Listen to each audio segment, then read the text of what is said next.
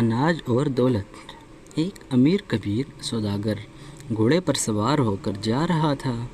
اس کے پاس جواہرات اور اصلی موتیوں سے بھری ہوئی 4 تھیلیاں تھیں۔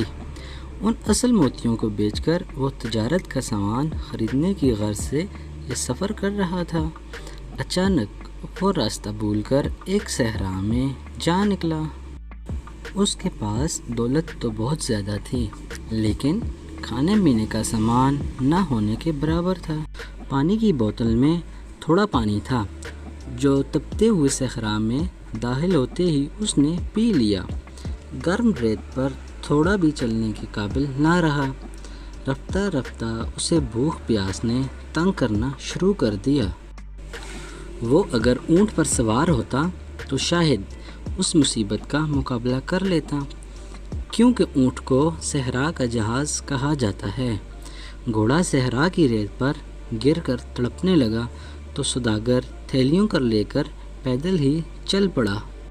تھوڑا دور اسے ایک کانٹوں والی بہت بڑی جھاڑی دکھائی دی۔ سوداگر اس کے سائے میں بیٹھ گیا۔ اس نے اپنی کمر سے بندھی ہوئی 4 تھیلیاں نکالیں، پھر چمکتے ہوئے قیمتی موتیوں کو غور سے دیکھنے لگا۔ وہ موتی جن کی چمک سے وہ خوش ہوا کرتا تھا، اس وقت وہ اسے پتھروں سے بھی کم قیمت لگ رہے تھے۔ اس کی بس ایک ہی خواہش تھی کہ کاش وہ جواہر کے دانے جوار کے دانوں میں تبدیل ہو جاتے تو کم از کم اس کی بھوک مٹ جاتی۔ رفتہ رفتہ سورج ڈلنے لگا تو صحرا کی گرم ریت ٹھنڈی ہو گئی۔ اس نے جھاڑی کی جڑوں کو کھودا تو گیلی ریت دیکھ کر بہت خوش ہوا۔ گیلی جڑوں کو چوس کر اس نے اپنی پیاس بجھانے کی کوشش کی۔ اب بھوک نے اس کا برا حال کر دیا۔ رات ختم ہوئی تو اس نے سورج سر پر آنے سے پہلے صحرا سے نکل جانے کا ارادہ کیا، لیکن وہ صحرا اتنا بڑا تھا کہ سوداگر چلتے چلتے تھک کر چور ہو گیا، مگر صحرا ختم ہونے کا نام ہی نہیں لے رہا تھا۔ دھوپ میں تیزی آئی تو جواہرات کی قیمتی تھیلیاں اسے بوجھل محسوس ہونے لگی۔ اس نے 4 تھیلیوں کو غور سے دیکھا، پھر سب سے بڑی تھیلی نکارہ بوجھ کی طرح ریت پر پھینک دی۔ اسے تھوڑا سا دکھ ضرور ہوا، لیکن موتیوں کو چونکہ کھا نہیں سکتا تھا، لہٰذا اس وقت وہ کسی کام کے نہیں تھے۔ تھوڑا دور جا کر اس نے دوسری تھیلی سے بھی نجات حاصل کر لی۔ اس طرح اس نے 4 تھیلیوں کو صحرا میں پھینک کر اپنا بوجھ ہلکا کر لیا۔ آخری تھیلی پھینکتے ہوئے اسے ذرا بھی دکھ نہ ہوا، اس لیے کہ اس کی بھوک اسے پاگل کیے جا رہی تھی۔ وہ بار بار ایک ہی فکرہ دہرا رہا تھا، جواہر کے دانوں سے جوار کے دانے بہتر ہوتے ہیں۔ بھوک پیاس کی شدت سے جب وہ مرنے کے قریب ہو گیا تو اس کی آنکھوں میں آنسو آ گئے۔